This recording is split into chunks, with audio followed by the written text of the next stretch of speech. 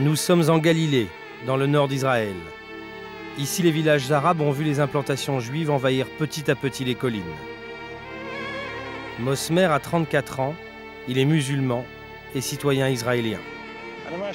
Je n'ai pas vécu dans une implantation, j'ai vécu dans un village arabe. Et je sais ce que c'est que de vivre dans un village arabe. Il y a une différence entre leur vie à eux, dans une implantation, et notre vie à nous, dans un village.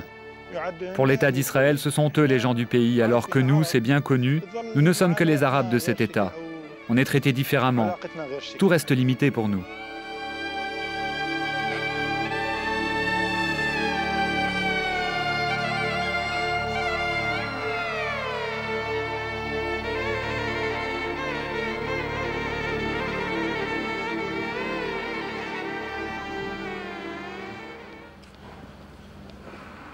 Ils sont plus d'1 million de Palestiniens comme Mosmer à vivre en Israël, coupés des territoires.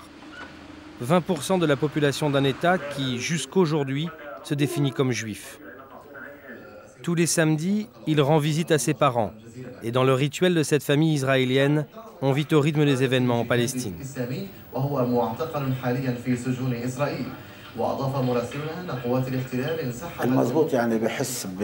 À dire vrai, quand je vois les chars qui détruisent les maisons, je ressens de la douleur. Je ressens toute l'oppression, toutes les menaces et tout le racisme qu'il y a dans ces actes. Je suis considéré comme un citoyen de l'État qui pratique cette politique. Mais de voir tout ça, ça avilit mon rapport avec cet État et ça me fait le haïr de plus en plus. La différence entre nous et les Palestiniens des territoires, c'est que nous, ils nous ont assimilés dès 1948 et nous ont donné ces cartes d'identité bleues. Des cartes d'identité qui veulent dire que nous sommes des citoyens israéliens. Oui, des citoyens israéliens. Mais en fait, nous sommes des Arabes de 1948. Regarde, je vais te montrer. Appartenance nationale, arabe. L'immense majorité des Palestiniens a été expropriée par l'État, qui aujourd'hui possède 98% des terres. Amin est un des rares à avoir pu conserver un bout de terrain, ainsi que la maison dans laquelle il est né avant la création d'Israël. Toute cette terre était à nous avant 1948. C'était à nous jusqu'à tout là-bas. Cette terre, l'État nous l'a prise. Il ne nous reste que les parcelles sur lesquelles nous avions construit. C'est ma patrie, c'est mon sol. Je n'ai pas le choix et je ne peux pas l'abandonner.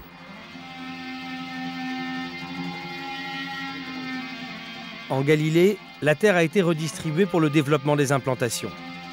De ce côté, les budgets municipaux accordés par l'État sont 4 fois supérieurs à ceux des villages arabes. Des maisons rutilantes et des zones industrielles. L'emploi est de ce côté-là d'Israël. De l'autre, des infrastructures inexistantes et aucune politique de développement économique. Et pourtant, nous sommes toujours en Israël. C'est l'État qui distribue les terrains. Et ici, il ne s'occupe pas des infrastructures comme par exemple la voirie. Chez les Juifs, j'y ai travaillé. Et j'ai vu que là-bas, avant de construire les maisons, ils préparent tout. Les rues, les égouts, l'électricité et le réseau d'eau. C'est l'inverse pour nous. C'est aux habitants de payer. Et tant qu'ils n'ont pas tout payé, la rue reste en l'état. Vous imaginez bien qu'ils n'ont pas d'argent. Je vous assure, aucun argent et personne pour les aider. Non, vraiment, personne ne les aide. Citoyens de seconde zone, les Arabes israéliens ont pourtant le droit de vote et celui d'être élus à la Knesset. Ils représentent 17% de l'électorat. Et si certains d'entre eux votent pour le Likoud, leur suffrage va majoritairement aux partis arabes situés à gauche de l'échiquier politique. Issam Mahoul est l'un des 10 députés arabes de la législature sortante. Il brigue son 2e mandat au Parlement et il compte sur les voix des Palestiniens pour y parvenir. L'heure n'est pas encore à la fièvre de fin de campagne. Aujourd'hui, c'est en Galilée, majoritairement arabe, que le candidat a choisi de tourner son spot électoral. Allez, tape là.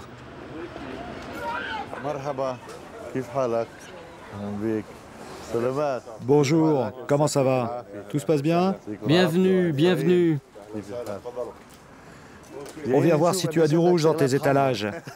Tout est rouge ici. À la bonne heure.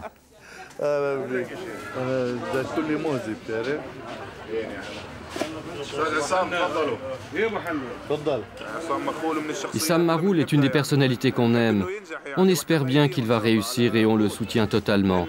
Parce qu'il est avant tout un vrai patriote, qu'il est honnête et qu'il défend nos droits.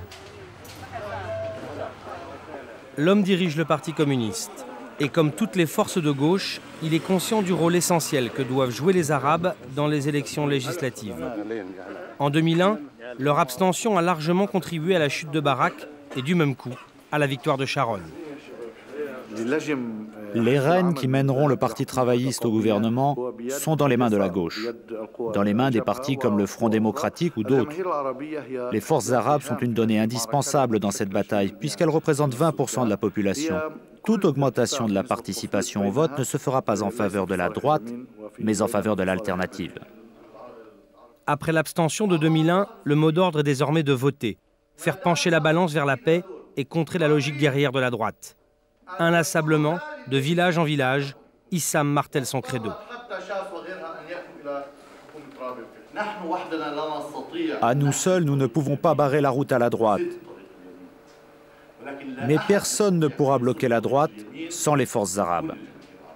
C'est pourquoi nous affirmons qu'il ne faut pas s'amuser à mettre en péril notre participation à ces élections. Nous disons aujourd'hui qu'Israël n'a pas peur de la dimension palestinienne de notre identité, mais elle a peur du fait qu'on s'accroche à notre citoyenneté israélienne. Oui, ils ont peur de notre citoyenneté.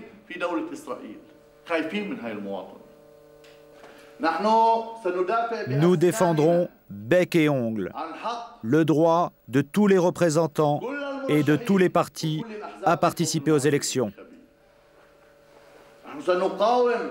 Nous combattrons bec et ongle de toutes nos forces la tentative de nous sortir de la sphère d'influence et de la prise de décision.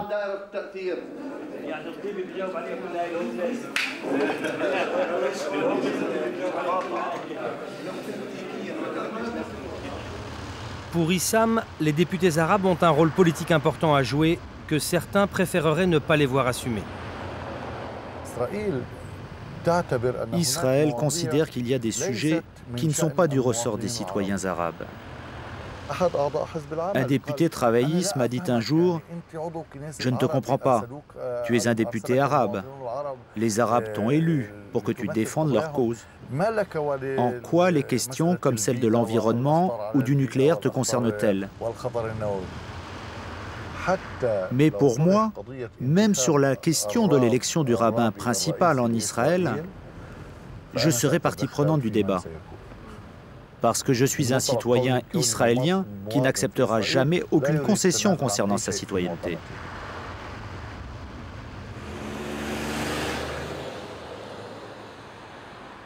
Ce jour-là, Issam Maroul se rend avec la députée juive israélienne Tamar Gozanski à Ramallah. La Knesset les a chargés d'inspecter les conditions d'emprisonnement des mineurs palestiniens dans un camp administré par Tsahal. Et c'est au nom des citoyens israéliens qu'ils s'inquiètent tous deux de manquements présumés aux droits de l'homme. Derrière cette barrière, selon Amnesty International, des prisonniers dorment à même le sol dans des tentes. Issam et Tamar passeront plusieurs heures avec eux. Nous n'avons pas reçu l'autorisation de les suivre.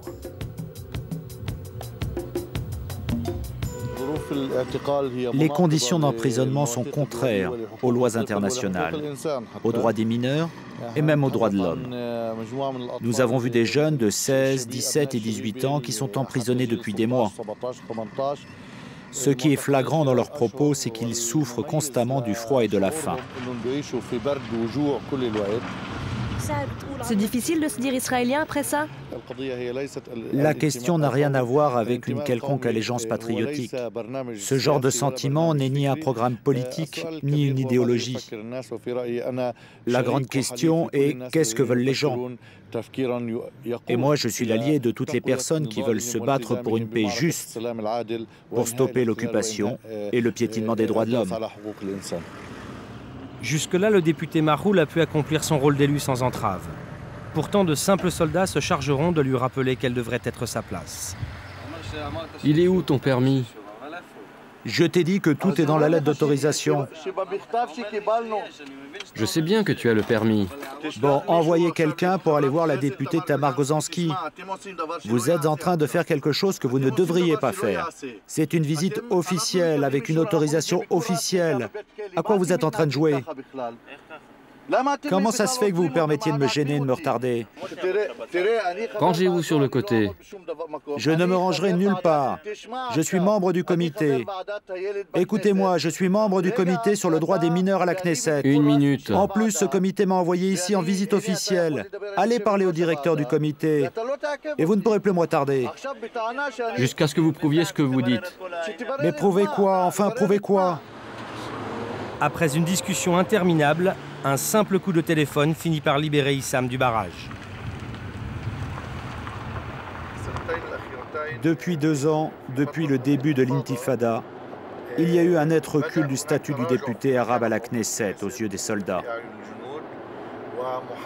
Il nous provoque de plus en plus. Et ces provocations sont justifiées pour le ministère de la Défense et le reste de la Knesset, et même pour l'opinion publique israélienne d'une façon générale.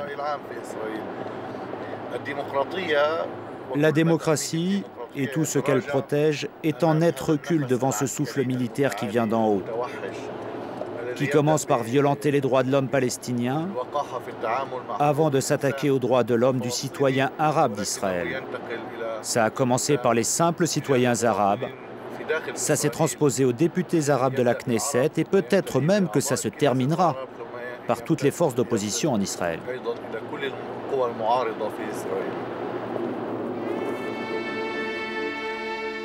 Ce malaise démocratique est vivement senti par les Arabes israéliens depuis octobre 2000. Suite à la visite de Sharon sur l'esplanade des mosquées, les villes arabes manifestent leur colère et subissent un véritable assaut policier lancé par Barak. Bilan, 13 morts, 700 blessés. Les Arabes israéliens deviennent les ennemis de l'intérieur. Une véritable rupture avec leur propre État que Mosmer et les siens ressentent amèrement aujourd'hui. Depuis octobre 2000, depuis les événements, je ne me suis pas mélangé aux Juifs. Tout a changé, la relation s'est rompue. Il y a eu une grave plaie entre les deux peuples. Nous sommes dans la saison des olives.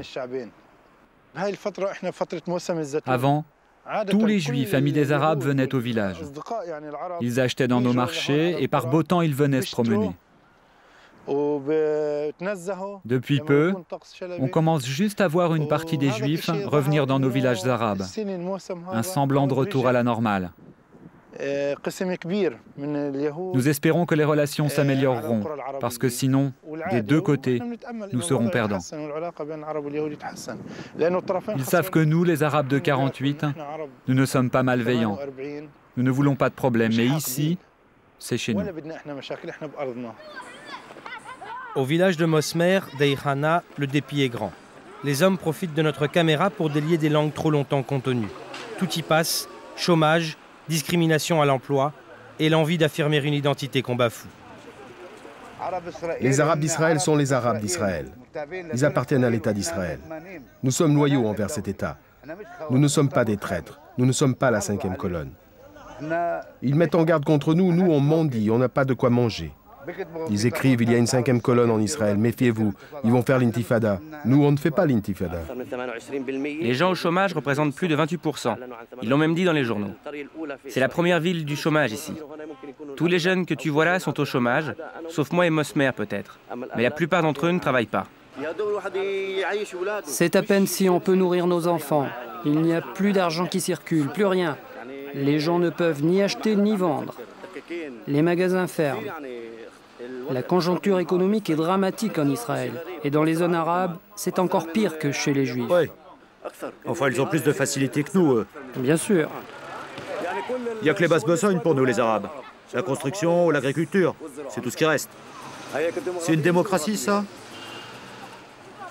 Et vous, vous allez aller voter? Pour l'instant, Pour sûr. on ne sait pas. C'est notre droit. On ne sait pas. De toute façon, si on ne vote pas, c'est comme si on donnait notre voix à la droite. Et à Sharon. Nous, on ne veut pas de la droite. On veut que ce soit la gauche qui gagne. Le parti travailliste, ça reste un peu mieux que le Likoud. Celui qui est prêt à s'asseoir à la table des négociations avec les Palestiniens, on votera pour lui. qui que ce soit. Si les travaillistes les séduisent quelque peu, c'est que Mitzna, leur tête de liste, se déclare prête à négocier avec l'autorité palestinienne. Un signe en faveur de la paix apprécié par Issam Mahoul et ses congénères du Front démocratique. Mais pour eux, la question de la paix et de l'égalité sont indiscutablement liées. Et c'est cette conviction qui réunit aujourd'hui Arabes et Juifs autour d'une même table. Le mieux pour nous, c'est que la situation du Parti travailliste change.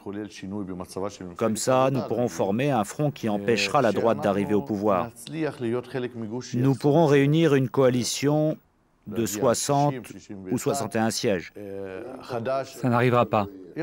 Peut-être pas. Mais si c'est le cas, le Front démocratique a de vraies chances d'entrer dans la coalition au gouvernement.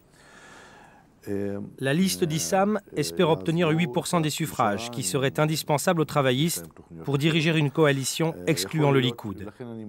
Et c'est justement sur la question de l'égalité que se monnaiera leur participation au gouvernement. Mais au-delà du scrutin, pour les membres juifs du Front, l'enjeu est ailleurs.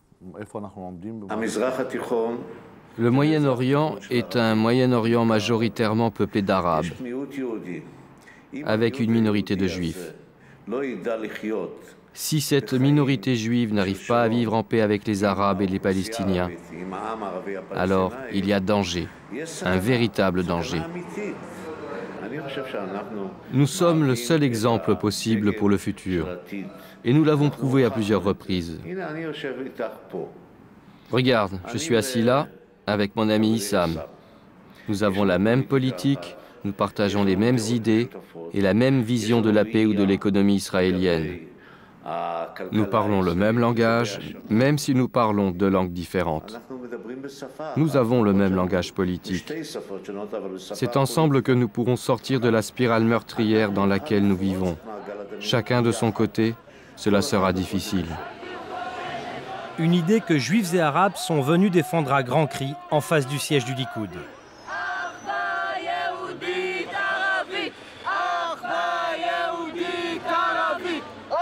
50 sièges et on vous envoie dans les territoires.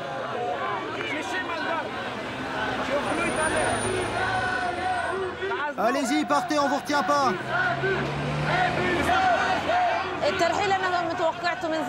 Qu'on cherche à nous transférer, je m'y attends depuis longtemps. Mais aujourd'hui, il se peut bien que le danger soit proche. Si la droite arrive au pouvoir, Dieu seul sait ce qui va nous arriver. C'est pourquoi nous devons mettre tous nos efforts pour bloquer la droite.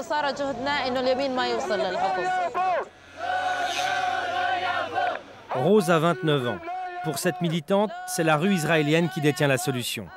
Elle est convaincue que sa propre survie en Israël passe forcément par l'amélioration des relations entre la minorité arabe et la majorité juive.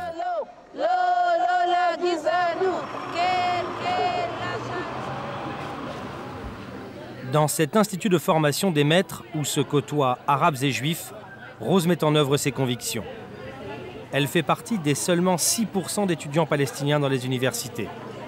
Pour financer ses études, elle y a trouvé un travail. Je ne ressens pas de discrimination contre moi. Je ne suis pas l'arabe de service. Au contraire, le bureau dans lequel je travaille cherche à promouvoir l'interculturalité. Ils m'ont choisi parce qu'ils voulaient créer un équilibre entre mon directeur, qui est juif, et moi. Je suis considérée comme son associé, en quelque sorte. Notre bureau est le premier service dans l'Institut où il y a 2 employés. Un Israélien palestinien et un Israélien juif.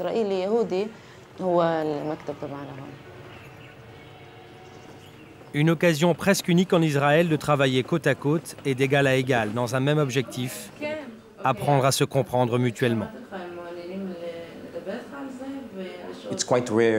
Dans ce pays, il est très rare qu'il y ait des connexions directes entre Arabes et Juifs. Malheureusement, c'est la réalité. La plupart des gens vivent dans des villes séparées. Il y a quelques villes mixtes, mais en général, chacun vit dans son coin. Dans cette université, dans cet institut, plus spécialement, c'est l'opportunité pour les étudiants de se rencontrer et de se parler, et aussi de participer à des cours communs, des activités communes. Mais est-ce que cela contribue à changer leur point de vue, politiquement ou socialement?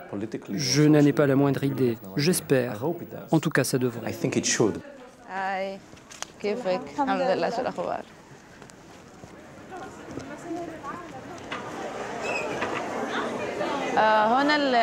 Ici, c'est la cafétéria où se retrouvent tous les étudiants en général, les étudiants arabes et les étudiants juifs. Comme vous pouvez le constater, comme d'habitude, les étudiants juifs s'assoient de leur côté et comme d'habitude, les étudiants arabes sont de l'autre côté. Voilà, ça, c'est toute la séparation qui existe entre les deux. Pour la plupart des Juifs d'Israël, l'université est la première occasion de rencontre avec la minorité arabe. Et peut-être a priori pour chacun la seule occasion de se confronter vraiment à l'autre. Tout le monde essaie de faire en sorte que ça se passe bien. Oui, en apparence. Même ici, pendant qu'on parle, mais dans le fond, ce n'est pas comme ça. Et ça vient des deux côtés. Peut-être que la situation en est la raison. Nous ne parlons pas tellement de politique, parce que nous ne voulons pas créer un mauvais climat. Donc nous essayons de garder les choses au calme. Ils restent de leur côté et nous du nôtre. Ils n'essaient pas et nous non plus. Nous n'avons rien en commun. Ni la langue, ni la culture, ni les traditions. Vous allez aller voter? Oui. Non. Je ne crois pas que qui que ce soit puisse apporter le changement. Alors pour moi, c'est du pareil au même. Ça n'a pas d'importance. Je crois en la méthode de Sharon. J'y crois vraiment. Il a beaucoup d'expérience, il fait beaucoup de choses, et aujourd'hui, c'est la seule option.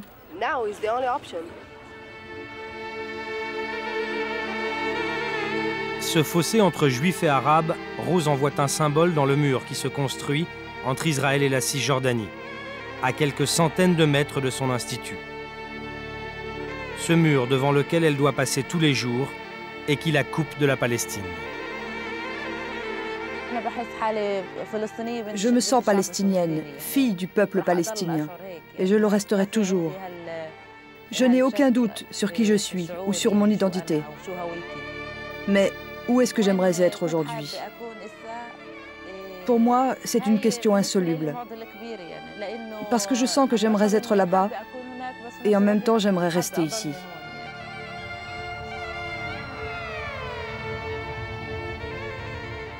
Haïfa, une des 5 villes mixtes d'Israël. C'est dans cette ville hors norme qu'Issam retrouve les siens tous les soirs.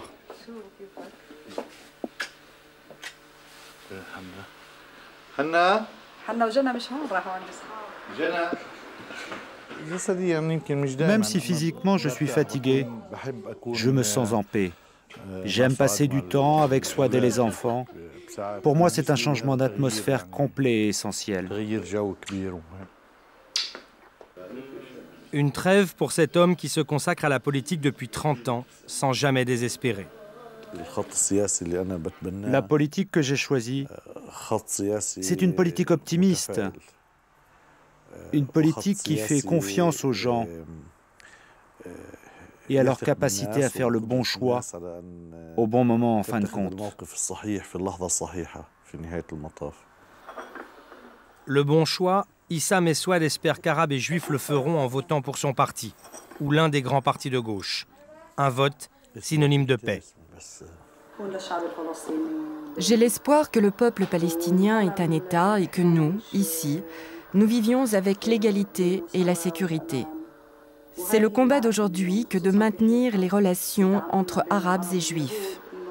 Surtout à Haïfa, pour préserver ce qui existe déjà. Haïfa est une ville mixte, mais contrairement aux autres villes mixtes, comme Lyd, Ramla ou Jaffa, les relations sont bonnes entre les Arabes et les Juifs. Il y a un véritable respect entre les deux et un échange du point de vue culturel. Dans le quartier arabe de Wadi Nisnas, Juifs, nouveaux migrants et Palestiniens se mélangent. Un climat apaisé que Mitzna, le candidat travailliste et actuel maire d'Haïfa, a réussi à instaurer et à maintenir, malgré les attentats sanglants qui ont aussi frappé sa ville. Un îlot d'espoir pour le futur d'Israël qui défie toutes les blessures.